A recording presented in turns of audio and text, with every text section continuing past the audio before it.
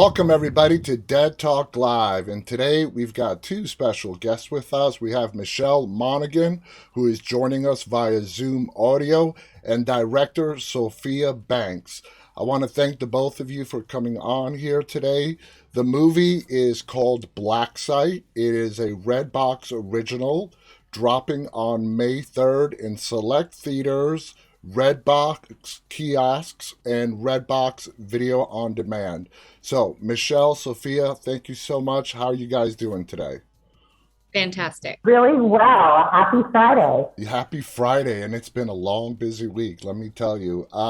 So, the movie is coming out in just a few short days. Let's start with you, Sophia. This is your first full feature film as director. So, Yeah. tell us, how did this project come your way? I it came through my agent. I had done a few shorts that had screened at Tribeca and a few different places and was looking to break into the action space. Obviously, it was going to have to be low budget. So I was looking for something that was achievable. I love movies like Alien and The Thing. So when the script came across my desk from Jinda Ho, I was like, this looks awesome. Female protagonist, exactly. I knew it would be tough because I really knew $10 million in 26 days was almost impossible. But I knew with someone like Michelle on my side, we could get it done. And Michelle is absolutely awesome. Now, Michelle, you are no stranger to these CIA type movies. What was it like to put on the female powerhouse part of the CIA or fictional agencies like the IMF and become the lead protagonist in this movie? Well, I was so excited. I love the action genre a lot, and as you said, I've dabbled in it throughout my career. And, I was excited at the prospect of dabbling in it and collaborating with a female filmmaker. I mean, there's so few of them out there that get the opportunity to, shoot in action-packed um, film. And so, I really responded to uh, Sophia's film Proxy and really her enthusiasm despite our film's challenges. We made this film in 26 days Wow. during a pandemic with $10 million with very little rehearsal time because our rehearsal time was actually spent in quarantine as we shot this film in Australia. So we were really heavily invested in it. And I don't think I would have, wanted to do it if I hadn't, met a filmmaker that was really saying, let's take this story of this woman who is an analyst, who is in the CIA and really plays by the book, who, lives her life, like by what is right and what is wrong. And she's really, trying to find out who killed her husband and her daughter. And she goes into the black site, a place that she's very familiar with. But then everything that she discovers there is not as it seems. And her Absolutely. world starts to crumble.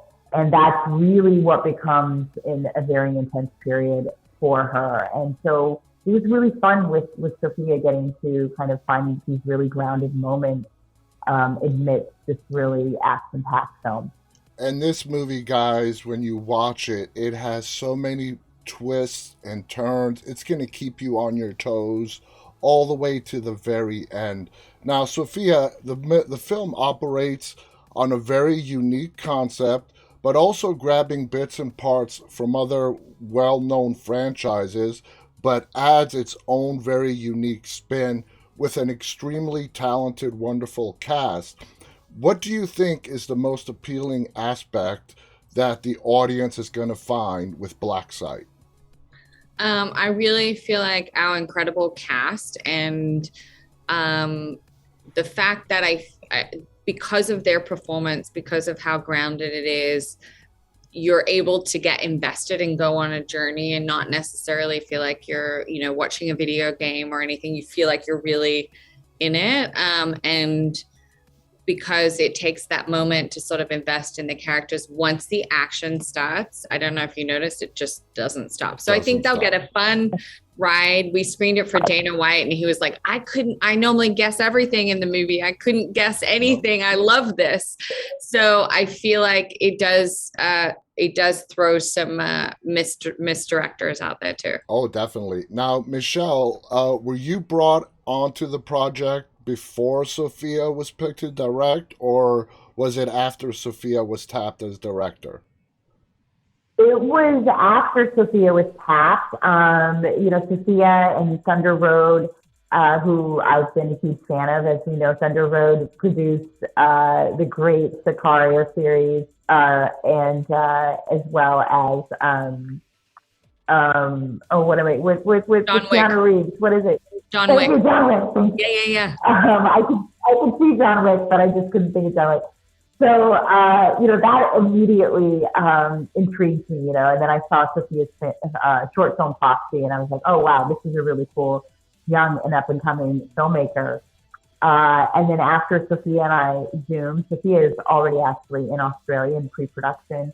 I got really excited about taking this opportunity with her. Now, Sophia, there's some amazing dynamics between Michelle, Jai, and Jason Clark. All great, and they were wonderful in their roles. When it came to the interactions between Michelle, who plays Abby, and Jai, and Hatchet, which is Jason Clark, did you have conversations with them on how you wanted them to sort of the chemistry that those characters had with each other? Yeah, I mean, I had conversations as well as the great Martin Scorsese says, just hire great cast that know what they're doing and let them go. So I was also smart enough to listen to Michelle with all her incredible experience, Jason, Jai, and I think it's a collaborative thing because that's why you hire these incredibly brilliant actors was you want them to bring their story and ideas. So to me it was a complete collaborative creation. I was such a big fan of Michelle and so happy to be able to see her in a role like this because I've been wanting to see her in a role like this for a long time. So Me so too. we all work together. Now, Michelle, let's talk about Jason Clark, okay? He has very, very little dialogue in the film, but yet his presence is so powerful through his body movements, his actions, his ruthlessness. As an actor Mm-hmm. working with Jason, what were your thoughts on how he brought Hatchet to life for us? Well, I got to see very little of him. I shared very little screen time with him, despite me, him being my motivating factor in the drive for, Abby's storyline. So when I actually saw the film myself, I was like, damn, he really is sinister. He's so intense. Yeah. And, this is what I appreciate so much about my fellow actors because, I know him, on a personal level, he's like a teddy bear. So, he really is. He's such a sweet guy. He's so invested in it. And you can see that he's so invested in it. And he was somebody too, that, he had, I feel like every other day, Sophia can attest to this, like an intense action scene. And because we were, challenged by our schedule, our shoot schedule and COVID, he spent a lot of his weekends, really rehearsing all these scenes, his after hours rehearsing all these scenes.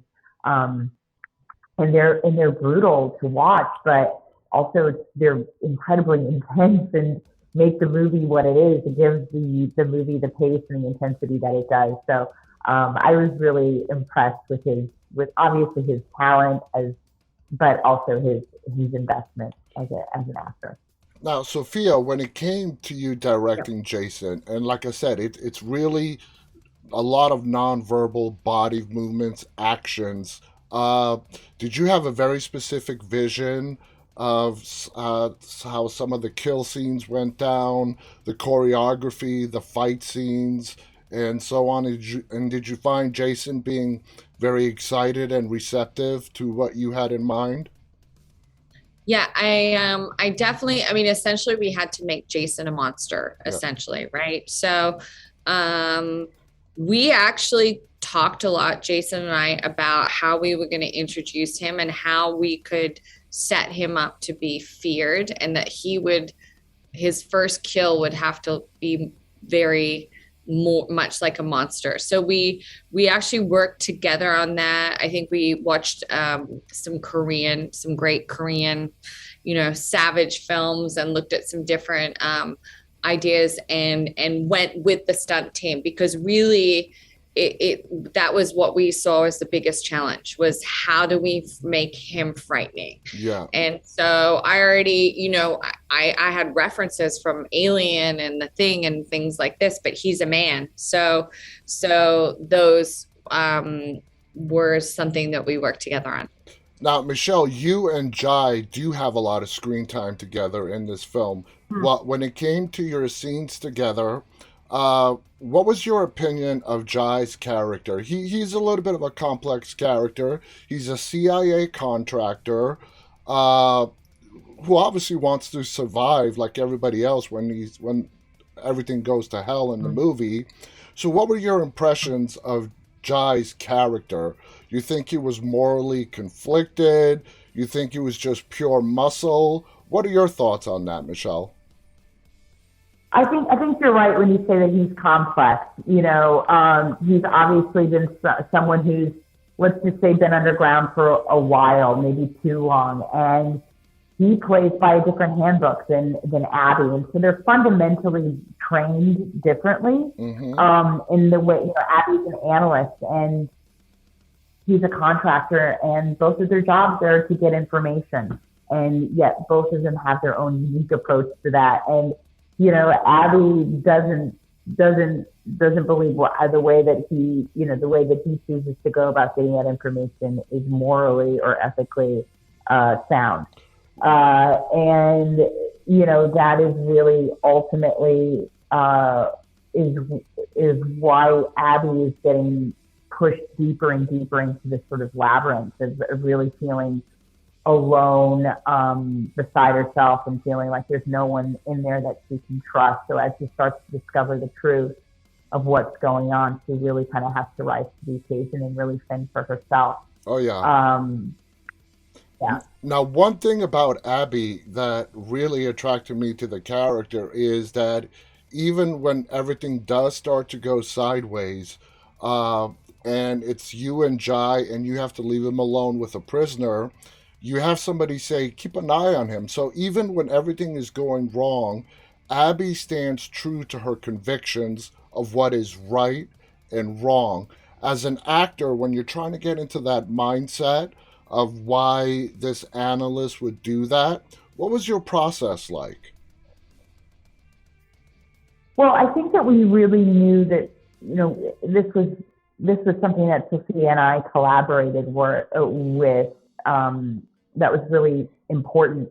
Is that we understood that this person has to be, as you said, this person has to be moral. This is a person who is also in the grief process, right? She's just lost everything that's important to her.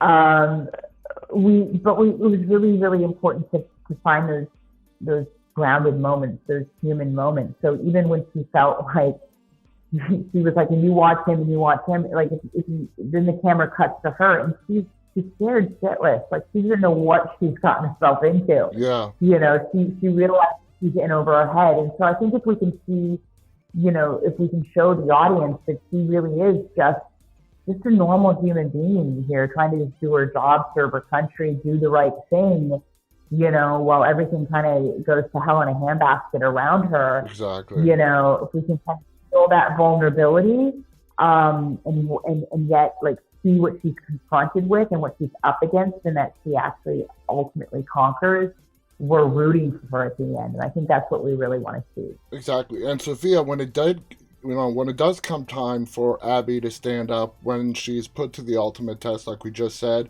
and she stands up for her convictions, Did you have to talk with Michelle, help her out to try to fill in that backstory as to why this is so important? You would think a mother who just lost her husband and her child in a bombing, she would just throw that all out the window and go out for pure vengeance, but she stays true to her convictions. What are your thoughts on that, Sophia? I think, yes, she does stay true to her conviction. And, Michelle and I, just from the beginning, I mean, as soon as we met and she jumped on board, we had so many conversations, so much time, long, hours in rehearsal, and we came up with what that was, you know what I mean? And why the process. And she is an analyst. She believes in the system. She wants to follow it to find the truth, but she doesn't necessarily want to go outside that, and then only when she's forced to by certain circumstances. But her guiding is finding what the truth is, and discovering that, and hoping that will ease the pain as well. Exactly, exactly. And there's a brilliant moment where they talk about the pain. We're not going to give anything away. Guys, thank you so much. We're out of time. Again, Thank the you. movie is called Black Site. It's a Redbox original. It is coming out May 3rd. It's going to be available in select theaters, Redbox kiosks, and Redbox video on demand. I highly recommend it. It's a great film, and like Sophia said, from the start to the end, it starts at 100 miles per hour and it finishes at 150 miles per hour.